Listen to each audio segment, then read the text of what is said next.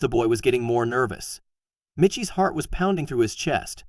His adrenaline was rushing through his body now. He couldn't see anything around him. His brain was in emergency mode. He never expected to find this, especially at his school. And yet there it was in front of his eyes. This was something they had always been warned about. He never thought it would really happen. Who was doing this to them? His first thoughts were to run. He wanted to scream, but his throat was dry in fear. He choked up. He had to do something, so he sprinted straight down the corridor. He knew he had to get everyone out of the school, but the clock was ticking and time was running out. He had to warn everyone now. Time was of the essence and he had to get to the office now. All the children were looking forward to the upcoming graduation. Mitchie Smith was especially excited because he and his friends had some fun plans. Although the students were excited about going to college, they were going to miss their old teachers. The graduation party was all the talk throughout the school. It was one of the last weeks of school and Mitchie was determined to make the most out of every day. He greeted all his friends and teachers happily and made an effort to smile today. With all the excitement of the time, nobody suspected that anything could go wrong. Little did they know how exciting things would get at the school. So when Mitchie had bought some iced coffees for his group of friends, they were happily drinking and laughing in the corridor. This was one of the things he would miss the most about school. He was always a good student. This was the best year of high school for him. He felt like he had finally found his place, but now it was already time for him to leave. Mitchie was in of the popular buys. All the teachers and even staff knew him well and encouraged him to fulfill his dreams. He was also a genuinely kind and caring person, so it was easy for people to get along with him. But not even the most diligent student would have been able to predict what happened next. The first lesson of the day was history. He laughed to himself, thinking this was probably one of the last times he would complain about how boring it was. He looked at the clock and sighed. He couldn't wait until break time. Mitchie was looking forward to lunch with his friends. He had no idea how eventful his school day was actually going to be. Promptly after the lesson, Mitchie jumped out of his desk and ran to the hallway to meet his friends. They sat together and enjoyed one of their last lunches together. As Mitchie looked through the hallway, he felt a bit emotional. He was going to miss this place. He had been a big part in creating great memories at the school. He would be leaving a piece of himself behind. There were a few groups of other students standing around. Everyone was hugging, signing shirts, and exchanging mementos. Some couldn't hold in their tears and cried nonstop. The final goodbyes were getting more real. The unsuspecting students didn't have a clue that things would get more emotional as the day proceeded. There wouldn't just be tears of joy and friendship, but tears of fear and pain. After their short break, Mitchie and his friends went off to their next class. This was secretly Mitchie's favorite class. He loved to draw but didn't spend enough time on it. Mrs. McKell, the art teacher, always encouraged Mitchie to practice his freehand drawing more, but Mitchie couldn't because his parents preferred him to focus on maths and science. He sat at his table and smiled at his teacher. Usually she gave back a cheery smile at the beginning of every class, but this time was different. Instead, a stern look was plastered on her face. Suddenly, she started to make her way over to Mitchie, and a terrible feeling hit the pit of his stomach. What did his teacher want to tell him? By the look on her face, it looked like it was something serious. Mitchie braced himself for what she had to say. "Will you take these documents to the headteacher, please, Mitchie?" she asked. "Sure thing," Mitchie responded, flashing his smile. He picked up the documents and made his way to the principal's office. At first, Mitchie thought it would be something more serious. But what was in those papers?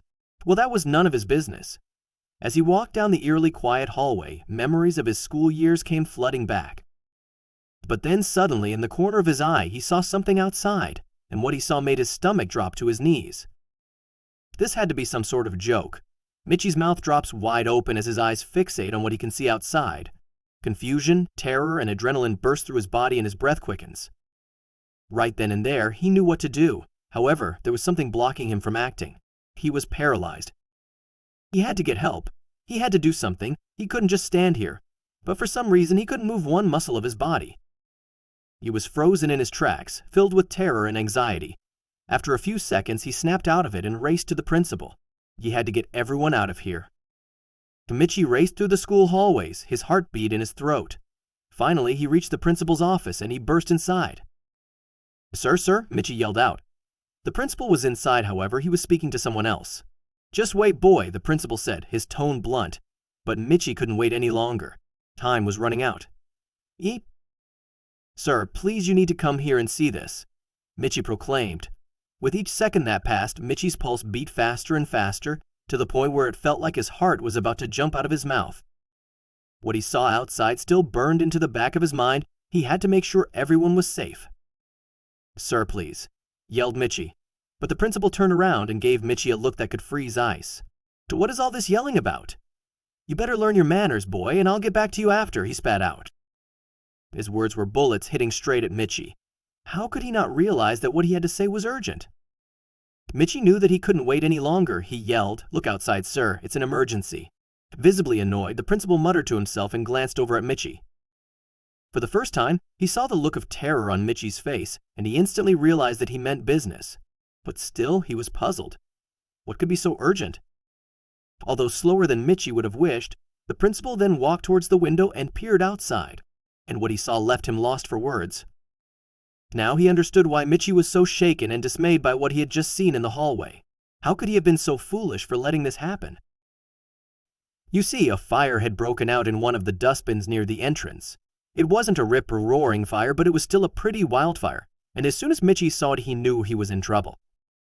However, he had enough sense to realize that he wouldn't be able to deal with it by himself. That's why he ran to the school's authorities.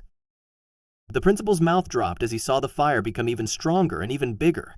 He turned to Mitchie, who just smirked at him, despite the seriousness of the situation. "I told you," Mitchie said. Well, the principal started to panic. Now he had to think fast on how to deal with it, because it wasn't too late, was it? There was only one thing they could do at that moment, and they both knew it. Mitchie raced down the hall and immediately smashed the fire alarm button.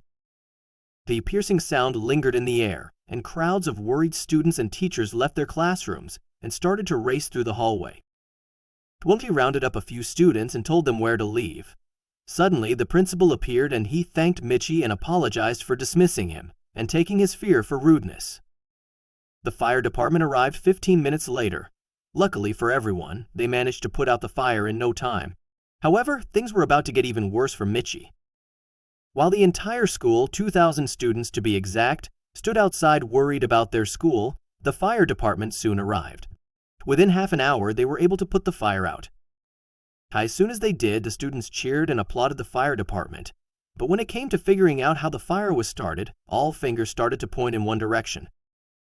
Everyone looked at Mitchie, and some hands in the crowd even pointed at him. Mitchie's jaw dropped.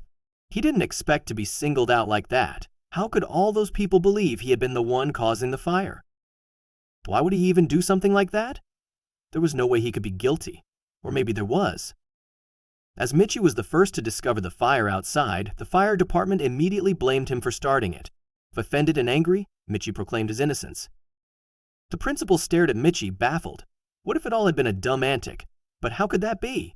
After all, Mitchie was one of the top students in the school. And that wasn't all. During all his years studying in that high school, Mitchie had never gotten himself in trouble. In short, Mitchie was the last person anyone could suspect of doing something like that. But now the principal had doubts. What if he had fooled them all along? So after thinking for a few seconds, he made a decision. Mitchie was temporarily suspended until the sective examined on the hallways could be examined to find out how the fire started. He was devastated to hear this. What if he missed his graduation? In order to have access to the footage, however, the school would have to get authorization from the police department. So it would take a few days, if not weeks. Thankfully, the process didn't last for longer than a couple of days, and Mitchie was proven not guilty after exact footage was reviewed. The footage showed that the fire was started by a cigarette. Mitchie was happy that the fire was resolved. Now he could concentrate on the inevitable emotional next few months.